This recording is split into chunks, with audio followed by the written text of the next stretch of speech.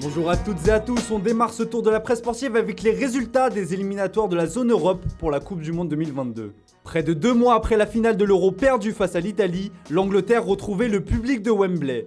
Pour son retour au pays, la sélection des Three Lions n'a pas tremblé en s'imposant largement face à Andorre sur le score de 4-0. Beaucoup de retours heureux, résume le Times dans son édition du jour. On aperçoit notamment le jeune Bukayo Saka qui fêtait son 20e anniversaire afficher un large sourire. Comme le souligne Metrosport, le Baby Gunners a fait un retour réussi 2 mois après son terrible penalty raté en finale. Cette rencontre a également été marquée par le retour gagnant de Jesse Lingard qui n'avait pas été retenu par son sélectionneur Gareth Southgate à l'Euro. Un doublé et une passe décisive pour celui qui est retourné cet été à Manchester United. Je suis toujours là, peut-on lire sur la une du Manchester Evening News. L'attaquant anglais a par ailleurs rendu hommage à son nouveau coéquipier Cristiano Ronaldo en imitant sa célébration. Ce dernier a probablement voulu lui souhaiter un bon retour chez les Mancuniens avant de prendre place sur le banc. L'un des faits marquants de cette 6e journée des éliminatoires de la Coupe du Monde, c'était le triplé de Gareth Bale. Le Gallois a permis à sa nation de l'emporter in extremis face à la Biélorussie, 3-2. L'attaquant du Real Madrid semble retrouver peu à peu ses couleurs en ce début de saison, ce qui a de quoi ravir la presse espagnole qui n'a pas manqué de le mentionner.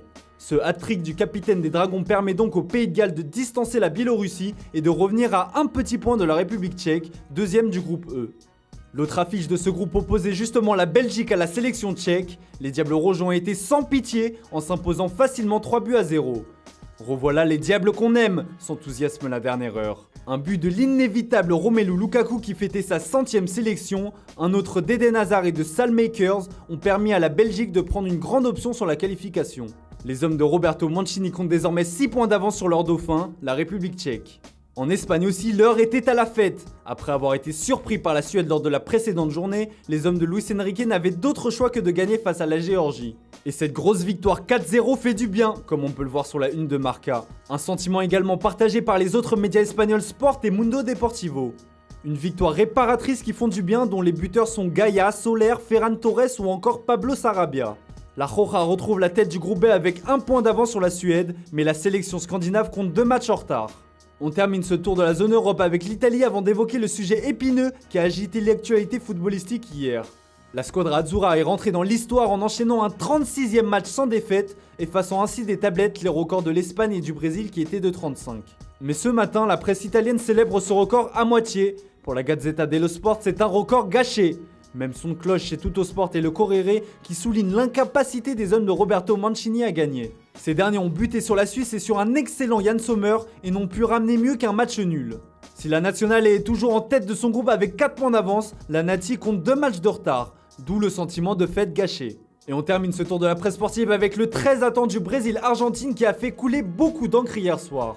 Alors que cette rencontre de gala a été diffusée en prime time avec Léo Messi et Neymar en tête d'affiche, le spectacle n'a pas eu lieu. 5 minutes et puis c'est tout. La rencontre a été interrompue par un membre de l'agence brésilienne de veille sanitaire qui s'est invité sur la pelouse. Après quelques secondes d'agitation sur les bancs de touche, l'Albiceleste a décidé de rentrer au vestiaire dans la confusion la plus totale. Il a été confirmé par la suite que le match avait été interrompu en raison d'un non-respect des règles de santé publique qui impliquait 4 joueurs argentins.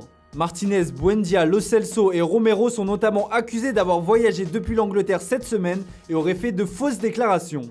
En raison du contexte sanitaire chaotique qui règne au Brésil, l'agence brésilienne n'a pas voulu prendre de risques alors que la Confédération sud-américaine avait donné son accord.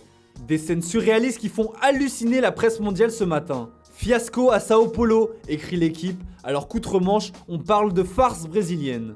Au Portugal, cet imbroglio sanitaire fait également la une d'Abola.